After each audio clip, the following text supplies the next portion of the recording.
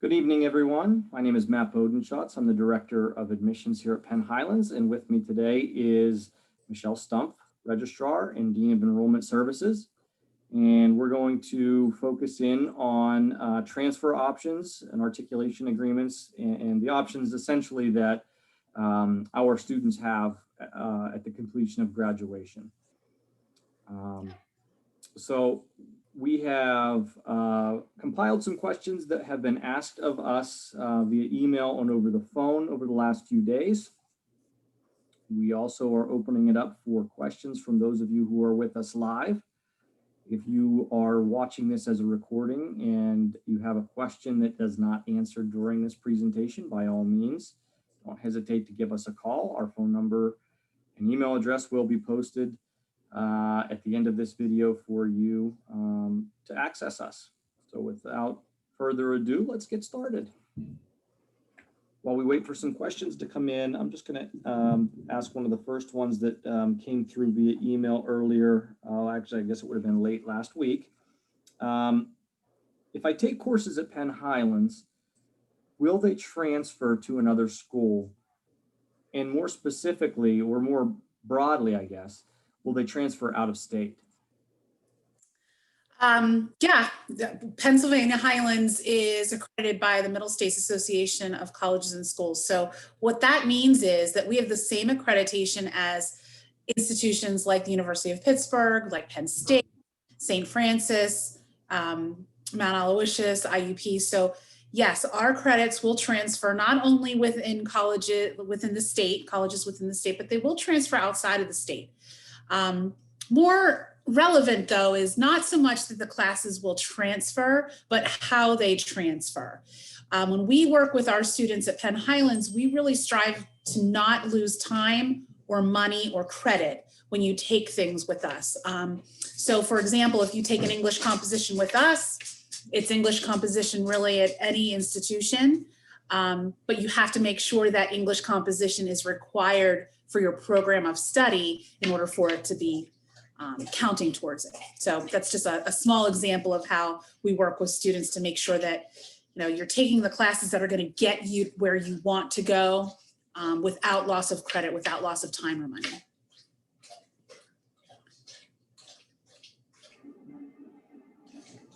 Sarah Smith is asking us how she can find out what courses are required for her program. The internet has been our friend with this. It's really been helpful for students to figure out what classes are required as part of their major. Every college's website's organized a little differently, but by and large, every college has a college catalog. And in that college catalog, you will find the requirements for each of their programs of study. So that's always a good place to start. You can go to the website of the institution that you're attending, and you can search for their college catalog and go from there. Some are more sophisticated where they have colleges that their colleges within, like their schools within their college will have all of their majors laid out. Some of them are very, very well organized. Others just throw it all in a college catalog and you kind of have to scroll through. Again, we have great staff here at Penn Highlands that will help you find, those types of things, but every college has to have a website. Every website of a college has to have a college catalog. So that's a great place to start. Other words for it might be an advising rubric or program of study or curriculum. So there are all different kinds of ways they organize it out there, but it is there and we can help you find it. On Penn Highlands, I like to think we're pretty organized. If you go under, on our website, if you go under academics and programs, you will see all of our programs outlined.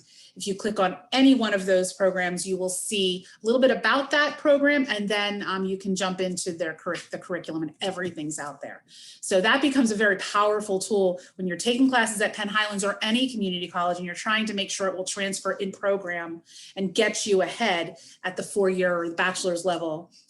Those tools are really important to find. It's free. You can go out there and search that website and find that information. It's totally free of charge.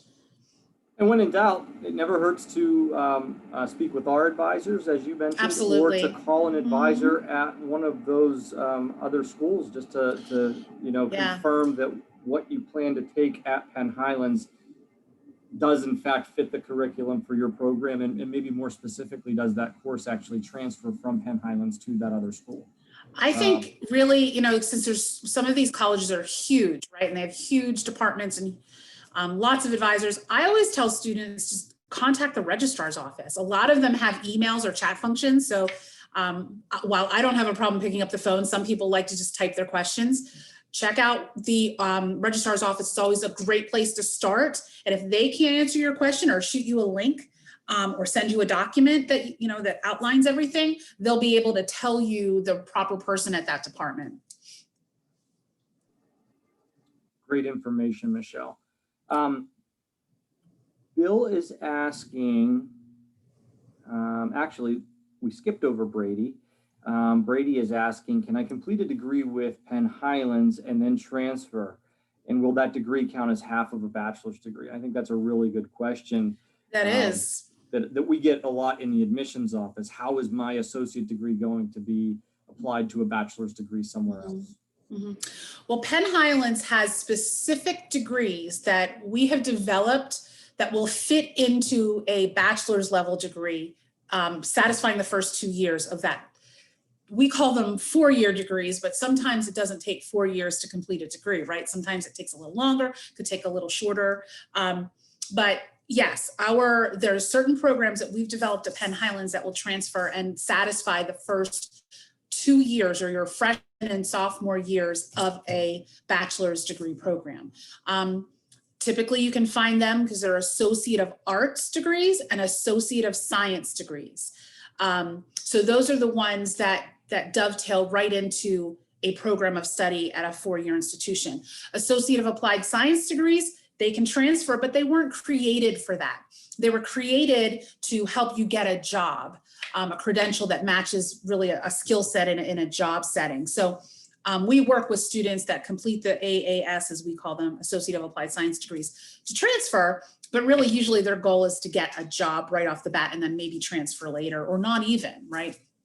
But the Associate of Science and the Associate of Arts degrees were specifically designed to transfer into a 4-year program. So for example, we have a Psychology Associate of Arts degree, and that when you transfer to institutions that should satisfy the first 2 years of your degree, we go a step further too. We develop arrangements or contracts. We call them articulation agreements, but they're really contracts between our college and the bachelor's level college to ensure that if the student completes an Associate of Arts degree with a certain GPA, it will transfer directly into the bachelor's degree. So if you're looking at our website and just exploring, look for those Associate of Arts, Associate of Applied Science, or transfer degrees. Otherwise, you can certainly pick up the phone and we can always give you more information about that. But yes, and that's really, if your goal is a bachelor's degree or a master's degree or a doctoral degree or even med school, it's really advantageous to knock out those first 2 years of your overall degree at a community college, no matter what community college that is. I like to tell students, if you're going to go into med school at Harvard, they're not looking at where you achieved your first 2 years. They're, a lot of times people will look at that and say, oh, you know what, you did it right. You looked at that, you planned, it shows that you have planning, it shows that you're a good cost manager. So certainly don't discredit that associate's degree. I will put a plug in too for the completion of associate's degrees. Life happens. Life happens with our students where sometimes they have to take a semester off, or if they have to reduce a credit load because they have to take care of someone, or they have to work to earn more money to pay for their tuition. So things happen. So complete what you started, and you always have that degree to fall back on because they can't ever take away that degree once you receive it. So I don't like people leaving credits on the table if there's a way to get them some sort of credential here. But the short answer is yes, we do have programs that dovetail right into your bachelor's level degree. So Michelle, there's a follow-up question to that actually that dovetails quite nicely here. This one comes from Bill within our chat. And so he's asking if, he chooses a major and is looking for institutions that we have articulations with.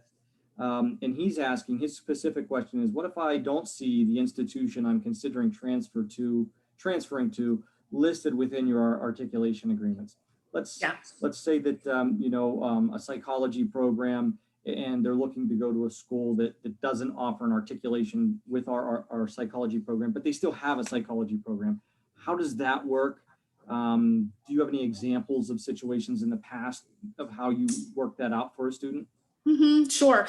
For example, a college that is frequently, I would say, popular with students to a certain degree is Liberty University. Now, we don't have an existing articulation agreement with Liberty University, but using that as an example, if we have the psychology associate of arts degree, they have a psychology degree, it's always good to reach out to that transfer institution just to let them know I'm here. This is what I'm taking. The best programs of the best schools will link you up right to an transfer advisor right then and there. So you can work in tandem with our advisor and the other advisor. It's not a perfect world. Sometimes you'll find that there's a class that they want you to have and we don't offer it, but they want you to have it in order to, to complete. So we're real upfront with our students. If we get you close and you have to leave 6 credits shy, we'll work with you on a reverse transfer and we'll help you transfer and then reverse those credits back. So I guess the best situation is when we're working in tandem with that other institution. Rest assured, our counselors are not going to tell you to stay when it's not in your best interest. A great example of that is an engineering program. There's not that many engineering programs in Pennsylvania. And we're just fortunate that we have a really great one across the street at the University of Pittsburgh, Johnstown.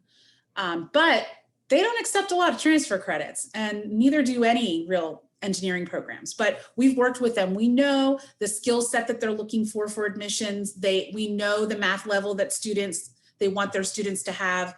We know, what type of electives they will accept. So we can help students in selecting those classes, but that's an example of something where you're not going to complete with us, and we know that, and we're going to be real upfront with you and help you get to that next level. So it's not a perfect world. We have to be flexible, but as long as you're informed coming in, and as long as we can keep your expectations and know exactly what you need to take and transfer, it's a good situation.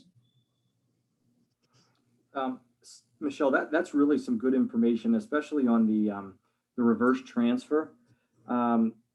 Sarah's asking, is it better to transfer with or without a degree? And I think you really kind of touched on that pretty well there, in that every situation is different. And usually the answer is, but not all the time. Right. If you're going to a nursing program, if you're going to engineering, any professional program, real specific. And when you go to someplace like St. Francis, where they're really well known for their allied health programs, there's a certain grouping of classes that they want to give them. They want to be the educator on that. Anatomy and phys is one of the examples. Like, we have a slew of people that take anatomy and phys with us, but if you want to be a physician's assistant, that's not what we're going to advise you to take. So that's why it's really important to talk with an advisor. But most often, if you want to be business, we're going to tell you, you probably want to complete before you go. Psychology, social work, criminal justice, computer science. There's a lot of programs that it's in your best interest to complete. But if it's not, we need you. We all want to know that ahead of time, right? Because we're looking at the full program for you. We're looking at where you want to be after the degree, or maybe where you want to be in 2 years. So we just need to really communicate about your goals and figure out a way to get there. Here's a question that was emailed to me. And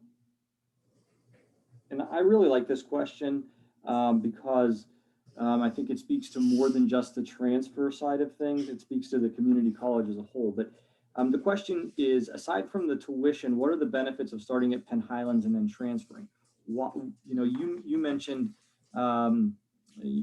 that sometimes schools will look at the first 2 years and say, or employers will look at the first 2 years and say, oh, they started a community college. They really put some thought into what they were doing and made a wise decision there. Can you tell me a little bit about why that's a wise decision? I mean, obviously I know the answer to that. But can you tell me a little bit from the academic side of things? What benefits exist in starting out and then transferring? I could start to start that answer. I'm so sorry. Oh my God.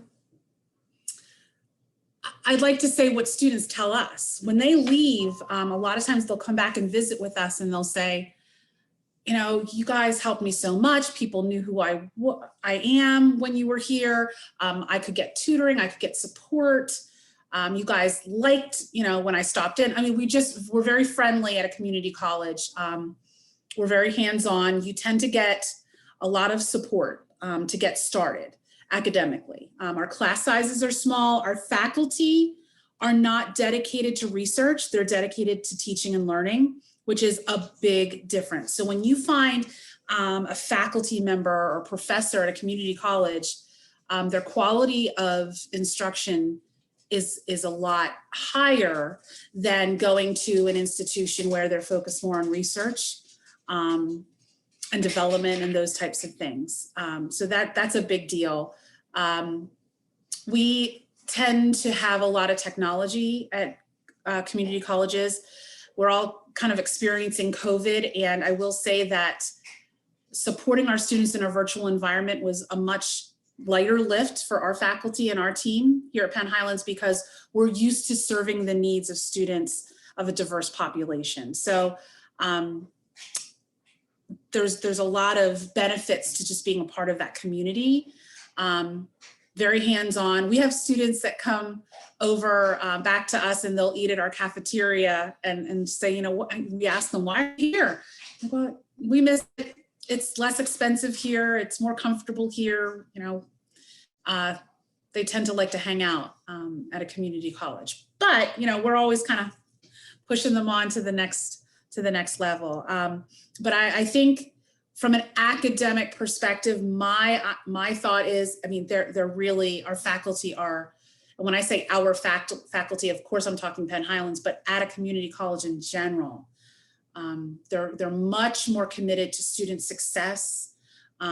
They're much more committed to flexibility.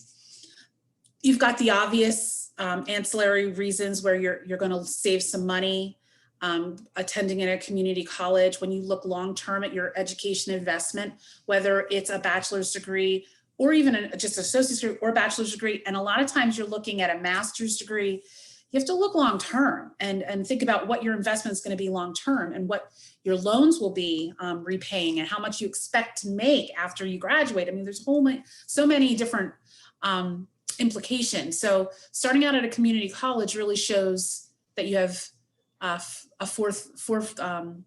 got a lot of good thought behind your planning, and you're looking at the overall expense. You're trying to limit your debt, and you want to be able to have a nice life after you graduate. You want to buy a new car and have a house. And if you have a lot of student debt, you just can't do that. You can't really be a financial member of society. So you need to really think about what long-term this looks like for you. So I think there's a lot of really good reasons to start at a community college. I could probably talk for like an hour on that. But those are my off the top of my head reasons why I think community college is a good idea.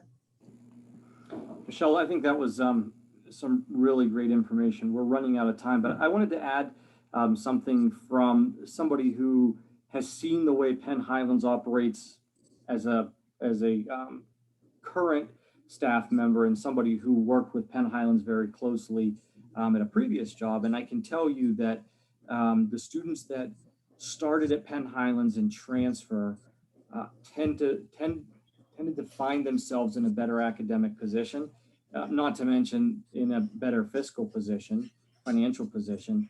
but they were prepared. And I can also tell you that students who went to Penn Highlands were very prepared for what was to come in terms of knowing what courses transfer. And I credit that entirely to the wonderful staff in the Student Success Center and your staff, Michelle.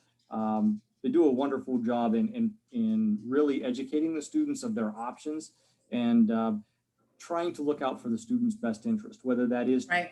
completing an associate degree and transferring out, whether that's completing prerequisites and then transferring out prior to obtaining an associate's degree. We really do tend to look out for the student's best interest. And I think that's one of the things that really separates a community college, and specifically Penn Highlands Community College, from some of the other larger institutions. Yeah, it's about having confidence and being good self-advocates, because when you go to a larger institution, it's a wonderful experience and you learn a lot about yourself. But I like to send students along with that confidence to know, I can do this. I know this looks familiar. I can learn new things, but I can always have that foundation to fall back on. Yeah. And it's so true.